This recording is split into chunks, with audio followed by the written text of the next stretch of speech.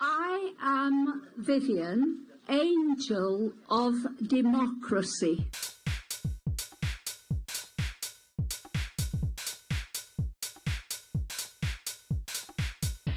When you design something or make something, it's like doing magic. Vivienne Westwood is the acknowledged mother of punk. She describes herself not as a fashion designer, but rather an anarchist. She likes to make the rich look poor and the poor look rich.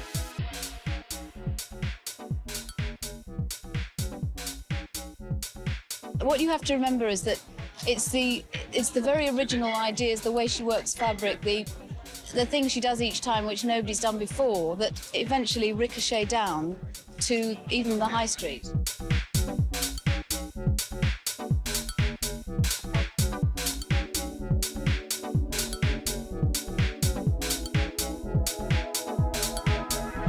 I like women to be opulent and to flaunt their femininity.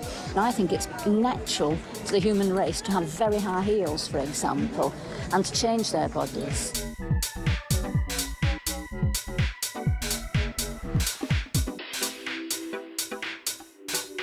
People should wear what they want to wear at the end of the day. Some people don't care about fashion, but clothes do definitely make a difference to the way you feel.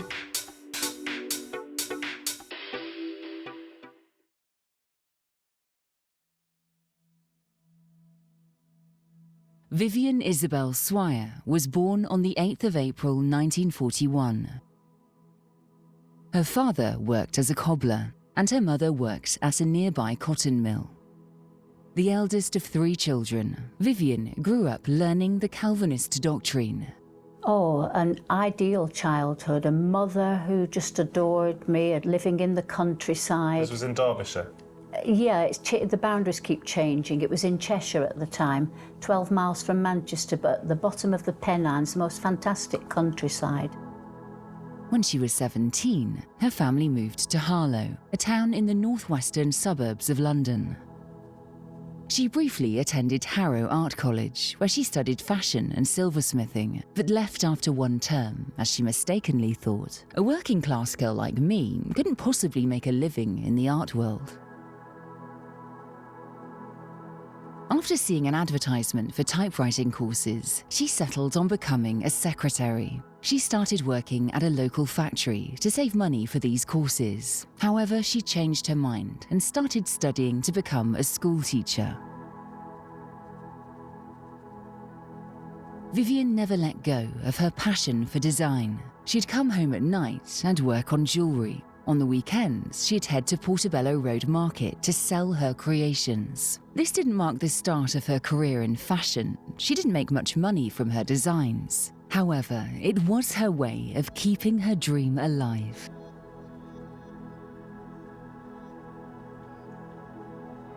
Vivienne settled for a more practical life. And in 1962, this is what led her to marry Derek Westwood. He was working as an apprentice at a local factory. And whilst the two of them got along fine, Vivienne said that she didn't want to marry him, but was afraid of giving up on a sure thing. They got married, and a year later, they had a son together. But ultimately, Vivienne got bored of her new domestic lifestyle. Deep down, she knew she wasn't reaching her full potential. She needed a drastic change. Vivienne's brother, Gordon Swire, introduced her to one of his closest friends, Malcolm McLaren. McLaren was living the life she had always wanted in many ways. He was an art student in London. His greatest passion was rock and roll, and he worked at a punk fashion boutique called Paradise Garage. They quietly began dating, and in 1965, she filed for divorce from her husband to be with Malcolm. She was now able to live the life she had always imagined. Although she was still working as a teacher, he gave her the excitement she sought. Malcolm and his friend Patrick Casey acquired Paradise Garage in 1971, taking full ownership of the store. The thing they did first was change the name to Let It Rock, which they believed better reflected the store's more rock and roll inclined clientele.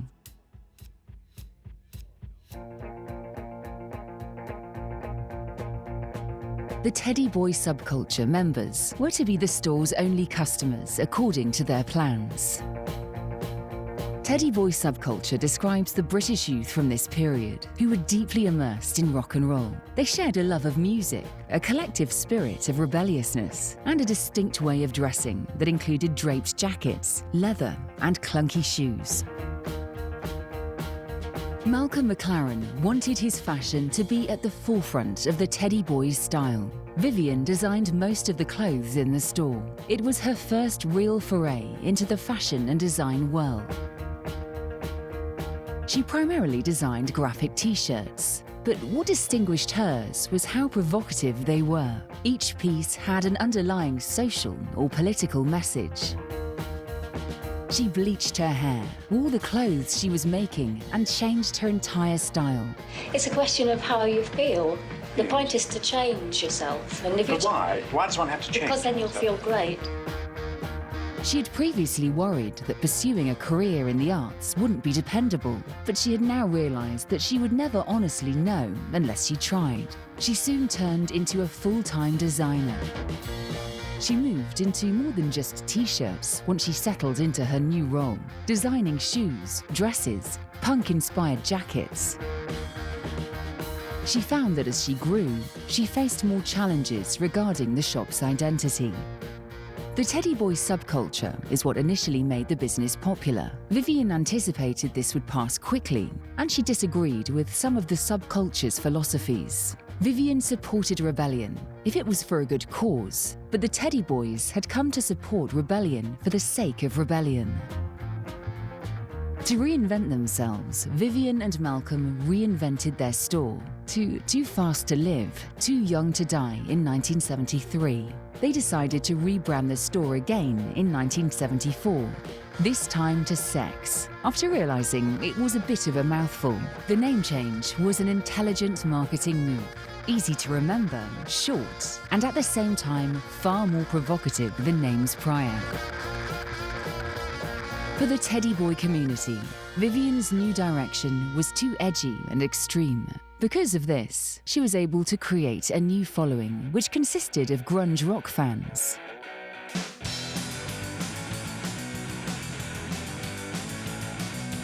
When designing new pieces, she would ask herself, if I was in a mosh pit at a rock concert right now, what would people be wearing? And then, taking whatever came to mind, she added her flair and turned the ideas into reality. In only a couple of years, Sex was one of England's most famous fashion boutiques. Rock and roll enthusiasts came to the city from all across the country, and it turns out that some future rock icons did as well. Malcolm wanted to venture into the music industry. His focus was managing musicians. The New York Dolls were an American band that he first managed, and Vivienne even had an opportunity to create some of their stage costumes. Shortly after, the group split up, leaving Malcolm looking for his next venture. He realised that most of England's top rock musicians were already approaching him. They all bought their clothing from the Sex boutique, so all he had to do was hang out there and identify the top performers. Before long, he recruited 2 customers, Paul Cook and Steve Jones, and 1 store employee, Glenn Matlock, to form a band. Not long after that, he recruited John Lydon, better known as Johnny Rotten. Together they formed the Sex Pistols, the name of the band being a direct reference to the Sex boutique. People forget, you know, and in those days, I mean, you would be arrested for wearing those clothes. You know, at 9 years old, grown men would come and spit in my face in the street. Our windows were smashed at home. The NF would be outside and, you know, threatening us with death threats. That's what it was like. My mum's shop in the King's Road was continually smashed up by Chelsea fans. You know, when the Sex Pistols were #1, it was actually a blank on the charts because the establishment refused to recognise it. The Sex Pistols immediately rose to fame thanks to their controversial song, God Save the Queen. God save the Queen!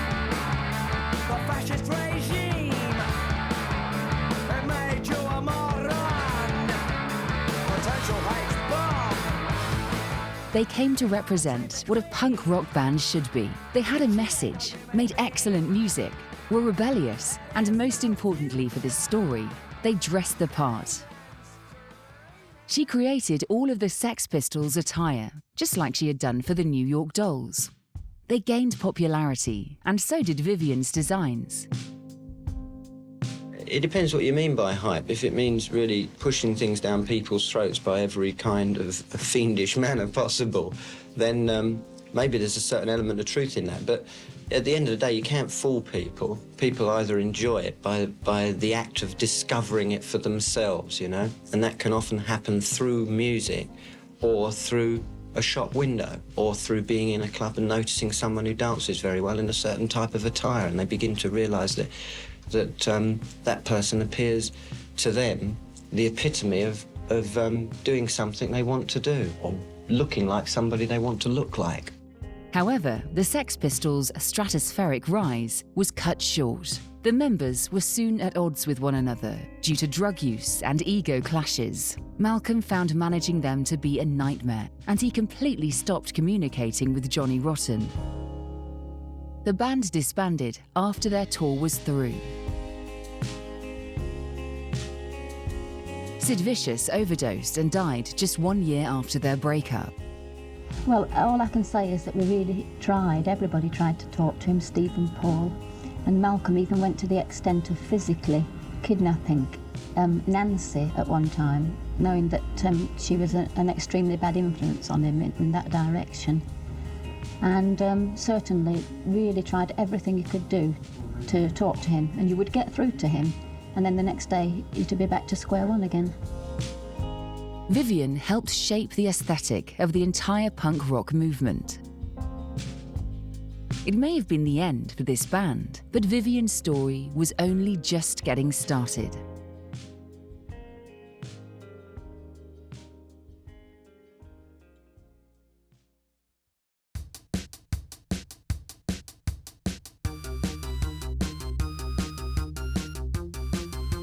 After the Sex Pistols broke up, Vivienne was torn about where her fashion and creations would go next. She wanted to build off the momentum she gained by working with the group, but on the other, she wanted to establish an identity of her own.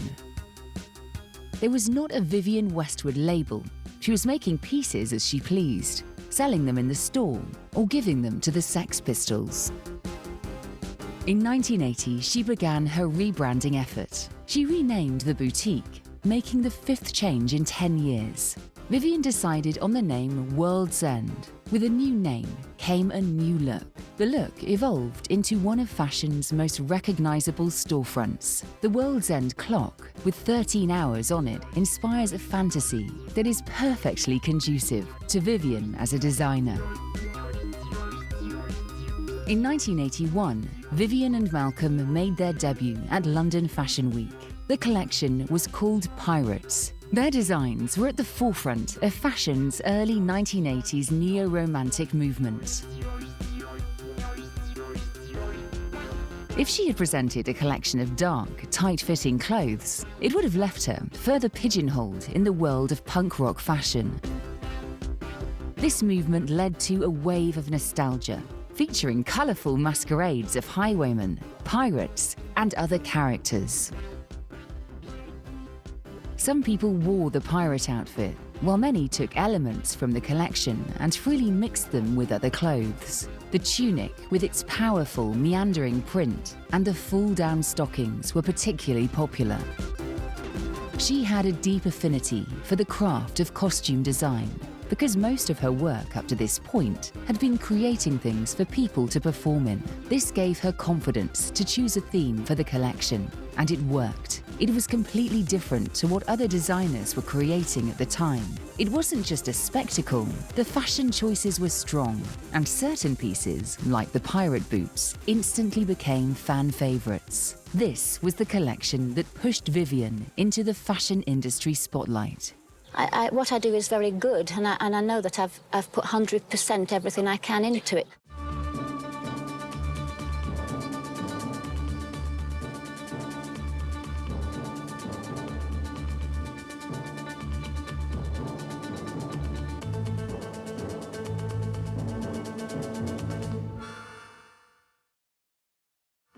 Vivienne, welcome. And the toga does actually feature quite a lot in your summer and your forthcoming winter collection, doesn't it? Yeah. What was the appeal to you? Well, I think I shall go on featuring it anyway because it's such an original garment that I really just want to make full use of it. And every day I discover new possibilities. It can be that particular toga can be worn many different ways, and I'm doing some other slightly different togas that you can just have a lot of different outfits from the one garment. But the inspiration of that originally was. The people after the French Revolution wanted to forget the French court and the king. So they reverted to classical Greece, and they just wanted to look sort of classical again. And that dress began as something that a lady called a merveilleuse wore. But I've just made it much more easy to wear. It's like a T-shirt, really. It's a glorified T-shirt. It is terribly comfortable, and you were saying, I mean, you can sort of chuck bits over shoulders, can't you? And what was the other look you were showing me?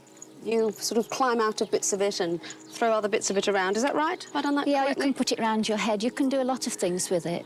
Loads of people wear them. I mean, from great big fat people to little thin people, from young people to old people, from people who you think who are obviously very fashion conscious to people who you may at first think weren't, and they get, you know, into it. They really... You really don't think anybody could wear these garments? Yeah, because when you put clothes on, they change you and you feel different, and a lot of people like that to happen to them. Although everything appeared to be going well, the advantages of the sudden success did not last. Technically speaking, her first several collections were referred to as collaborations with McLaren. They were still partners, even though she was in control of the design. Thus, both of their names appeared in all branding and marketing, yet she was the centre of attention. And she has since said that Malcolm was incredibly envious of her and kept reminding her that she was a seamstress and couldn't have gotten where she was without him. You have to go where you have to go. You have to do what you have to do, and I certainly don't want to be underground. I want to be at a place of the most focus that I can find. For their personal and professional partnership, this marked the beginning of the end. They formally split up after their fall-winter collection, Witches. Vivienne was going through a difficult period because she had been with Malcolm for almost 20 years. Although it may have been bittersweet, Witches was a massive success. It included a joint effort with renowned artist Keith Haring. This was a big deal on its own, but everything changed when Madonna spotted sporting items from the collection in a photo shoot. Although Vivienne was already well known in the fashion sector, this helped bring her name further into the public eye. By the end of the 1980s, Vivienne Westwood was a household name. She had heavily focused on quasi-costume design and punk fashion up until this period, but a chance encounter gave her an idea to try a more conventional, high-end aesthetic. She recalls seeing a young girl wearing a Harris tweed jacket and carrying a bag containing her ballet shoes on a train. Given its reputation for being of the highest quality, Harris tweed, a very special fabric, saw a surge in popularity at the beginning of the 20th century. To distinguish between genuine Harris tweed and fake Harris tweed, the Harris Tweed Authority was established in 1909. Authentic Harris tweed, by definition, must be hand-woven by the islanders at their homes in the Outer Hebrides, finished in the Outer Hebrides, and made from pure virgin wool. The easiest way to spot Harris tweed is the Authority's trademarked symbol of authentication, better known as the orb. If this symbol looks familiar, this orb design directly inspired Vivienne Westwood's now iconic logo. The girl on the train wearing a Harris tweed jacket exuded a simple elegance despite the chaos surrounding her, and inspired Vivienne with her poise and composure. Harris tweed's demand gradually decreased after it experienced a boom in the 1900s. By the late 1980s, it had all but disappeared from the market. But after spotting this girl, Vivienne decided to revive the past by designing an entire line of Harris Tweed clothing. The Harris Tweed Authority was pleased with Vivienne's decision and gave her permission to redesign their emblem as means of saying thanks, given her influence in the fashion world and the hopes that this would spark a rebirth. With that settled, she took the logo, made some slight alterations, and added a ring around the orb that is meant to symbolize the rings of Saturn. The two logos are similar. While the rings of Saturn stand for future of exploration and innovation, the classic orb logo signifies a heritage of tradition and craftsmanship. Get my inspiration from tradition, traditional things, and technical things, and things that are established. But I find a way to do them which is exotic, meaning that nobody's ever quite seen that thing before, and that's the future bit that comes into it. And so it's a combination of traditional and future.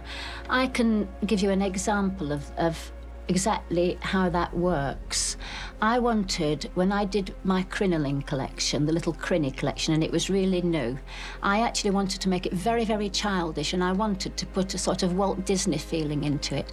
And I chose very, very basic things.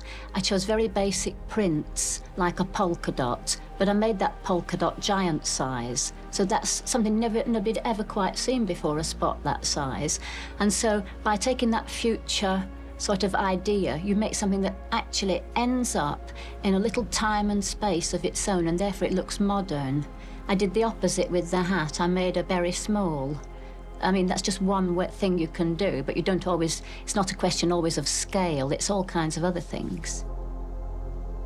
The logo first appeared in the Harris Tweed line, which made its debut in 1987. Since then, it has been one of her signature design elements.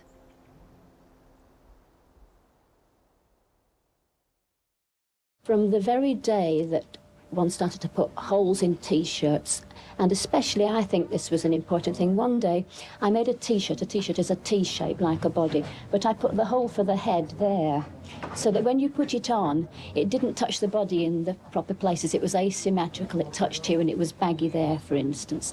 And once I'd done that, then all the kids had a field day making clothes that didn't fit properly, jackets with points that came out here that would either fall off or get tucked in, long tube skirts that you could hardly walk in knits. I mean, I did all those things, and everybody else was doing them as well.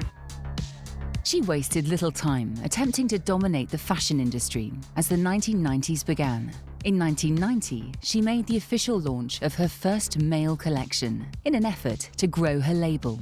She had created men's clothing in the past during her time with the Sex Pistols and Teddy Boy era, but this was a major deal because it was the first time she had made it available to the general public after establishing her own label. Between this and the women's wear collections that she was putting out, there was no denying she was one of the industry's most innovative designers. In honor of that fact, she was named British Designer of the Year in 1991. I never ever get nervous before a fashion show. I never have. Number one, it is that you're just working all the time anyway, but the thing is that there's just so much preparation and there's so much put into everything that by the time I've got here, I've done my best. There's nothing else I can do. Do you know what I mean? It's like, so there's nothing to be frightened of. If people don't like it, then, you know, I mean, in fact, to be honest, I'm the best critic of it. That's why I'm not nervous, because I know it's as good as I can do.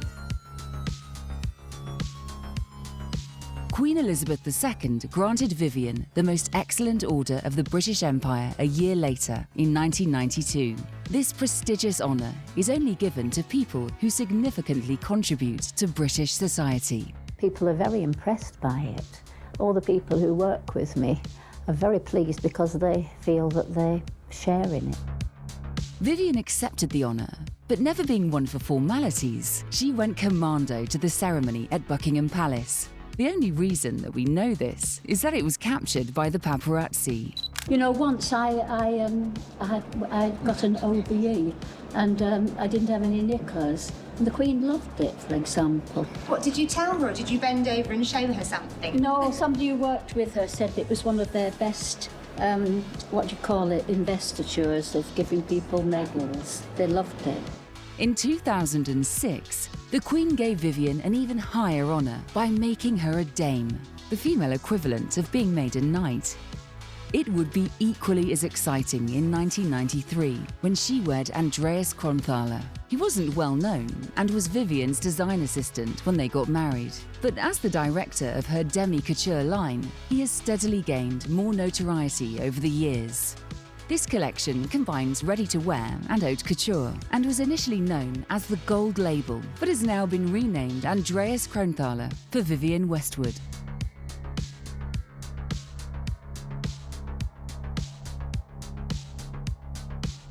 First time I did meet Naomi, she was 16 and she wanted to do my fashion show, and I didn't really believe that she would do it somehow, and but nevertheless we were kind of hoping, and it was all on a very sort of small scale, and nobody really properly got in touch with Naomi. We were not very organised, and she went to my shop, so I'm told. Correct me if I'm wrong, Naomi, but she went to my shop on a Saturday morning because the shop manager kept it open, and the show was later on, so he kept it open for half the day, and she went there and she said, "Can you tell me where Vivienne's fashion show is?" And he said, "Oh, you can't do that. You would be a bit too late for hair and makeup or whatever." So she just like blew away this amazing model, which would have been so fantastic to have. And we were just thinking, "Oh well, Naomi, she just said that." But in fact, she's an incredible woman, and she always does what she says she'll do. And anyway, and I missed a big opportunity there.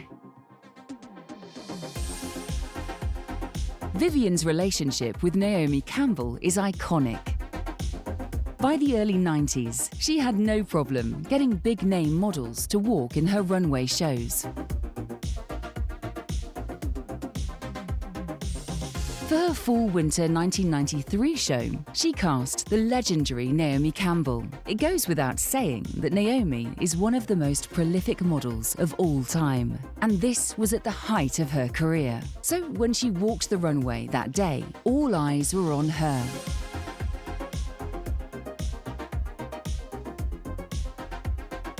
As she strutted down the runway for Vivienne's Anglomania collection, every model's worst nightmare became her reality as she lost her balance and fell to the ground. It may have been an accident, but photos of her smiling on the ground went viral, and this is looked back on as one of the most memorable moments in runway history.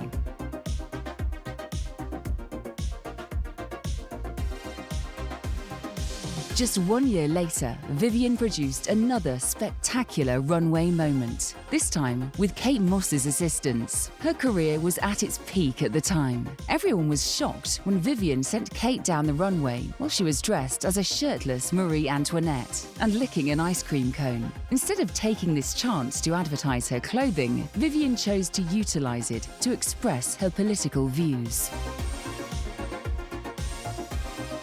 People love Vivienne's designs, but more importantly, they love Vivienne. This is why she has always been able to stay relevant.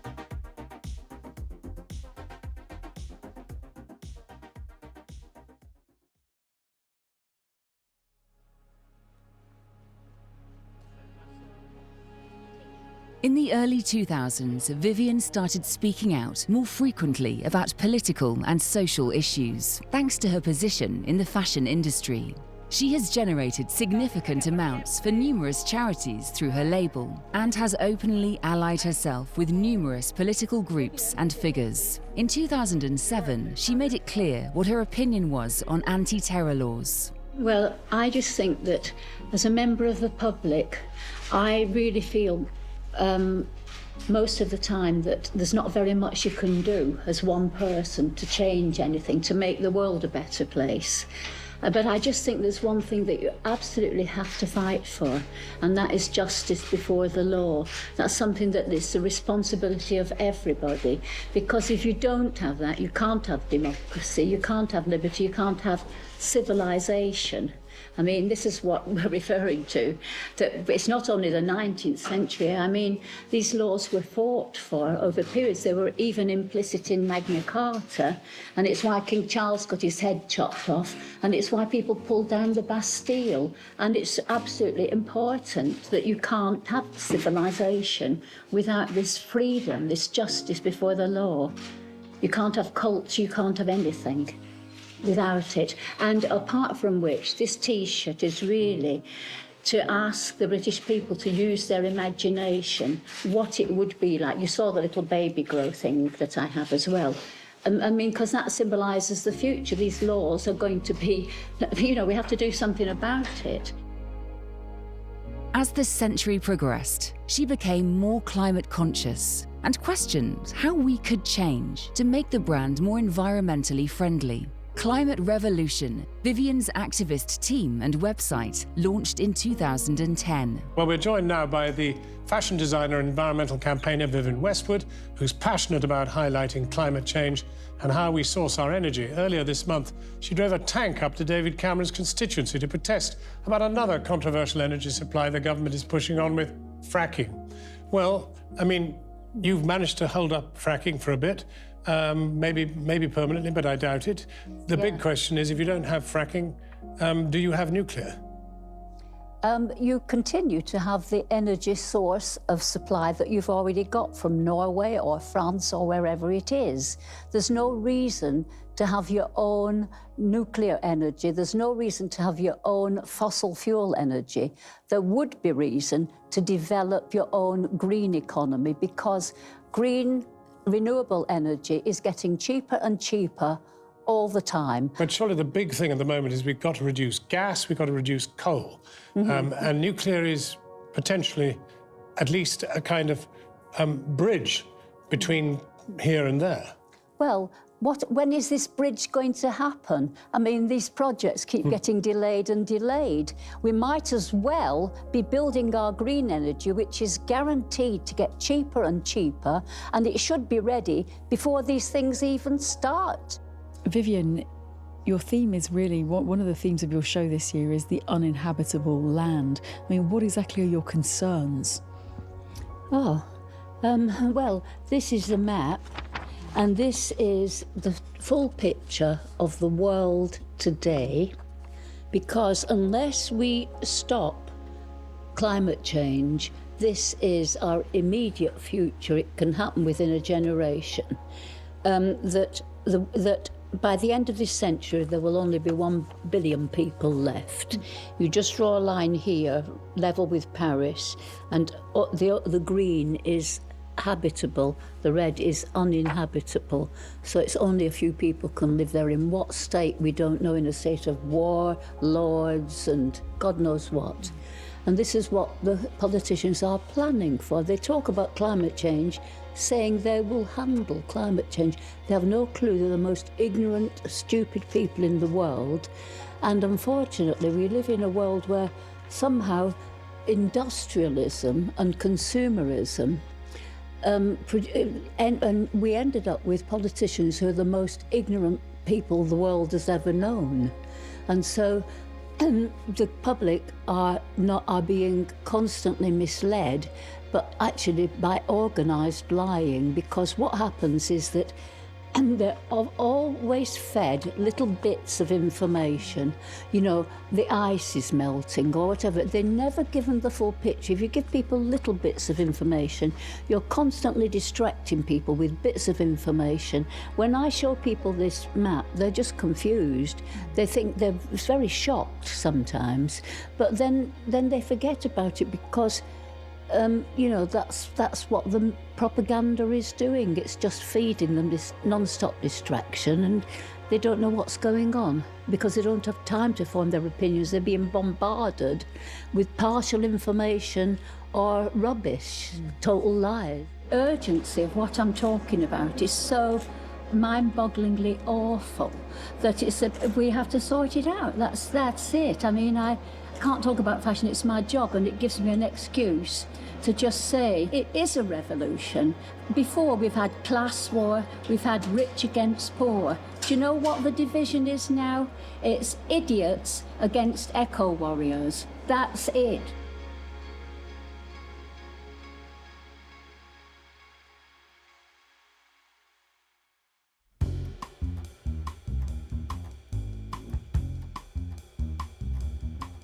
Her work made it to the big screen in the 2008 motion picture version of the television series Sex and the City. In the movie, Carrie Bradshaw and her longtime partner, Mr. Big, get engaged. She is asked to model wedding dresses because she writes for Vogue. And one of the designs is by Westwood. After receiving the dress as a gift, along with a personal note from Westwood, Carrie chooses to wear the Westwood outfit. And finally, Vivienne Westwood. A dress so special, it could bring a wedding tear from even the most unbelieving of women.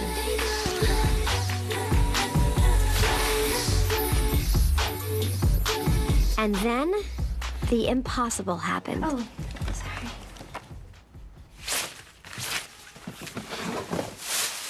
One of the most iconic aspects of the movie is the gorgeous wedding gown.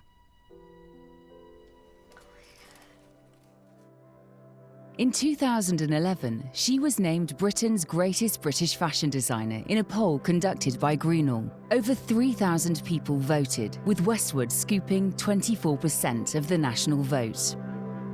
Never shy of controversy, Westwood complained of the lack of style in society. I think it's really, really important to dress up, not just to wear jeans. I'll give you an example of what I mean. My granddaughter, she turned up to meet me at the British Museum. She's 10. And we were going to look at those terracotta men, and she was wearing some jeans. And I had given her a really great pair of trousers for Christmas, and I said to her, oh, you know, I really didn't say anything to you, but I was hoping you'd wear your trousers. And, you know, I was looking at her jeans, and she said, it's much more important that people are nice people than what they wear. And I said, rubbish. Regarding fashion, fashion is not, it is on the side of culture. It's very much to do with social life. And I can't say that it's, I'm not saying it's art terribly, it's too ephemeral, but it's definitely to do with your taste and showing the kind of person you are. Beginning to put historicism to one side, Vivienne returned, exploring the natural dynamic of the fabric by treating it like a living, breathing mass. Activism was now her #1 priority. Her collections were used as vehicles for change. She was encouraging consumers to analyse and react to the climate crisis. It's about quality, not quantity. That's the way to save the world. Stop consuming without choice. You've got to buy less, choose well, make it last. She began using her clothes like a megaphone, a political warning that tells a story of a complex past and future fear.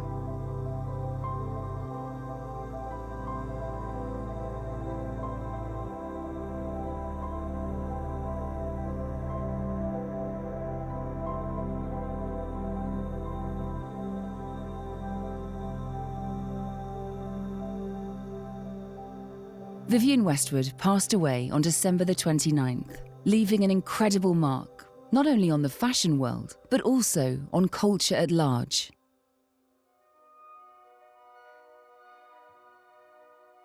Westwood's reputation as a maverick was cemented by her own well-documented rebellious streak. From impersonating Prime Minister Margaret Thatcher on the cover of Tatler, to meeting the Queen with no panties on, to the controversial political slogans often printed on her T-shirts.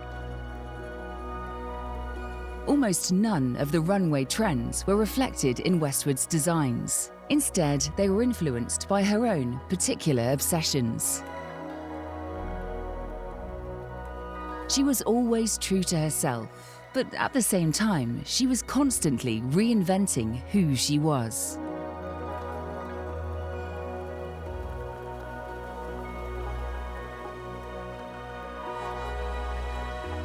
Westwood's political and fashion stances may have been what made her most punk. She warned us about climate change, opposed fracking, defended controversial characters like Julian Assange, and engaged in media-savvy stunts to promote her favourite causes, before the designer-turned-activist trend emerged. And as the person at the helm of the rare woman-led independent brand in fashion at the time, she was a feminist inspiration. Westwood's name is now beloved within the industry she aimed to disrupt. She was never interested in being remembered as an icon, as she stated cheekily in one interview. 10 years after I'm dead, nobody will even remember. It doesn't matter. I don't care. I just want to save the world. Westwood's trailblazing spirit will live on, not just in the fashion canon, but also in the next generation of designers who dare to challenge it, inventing new aesthetics and forms of dissent in the process.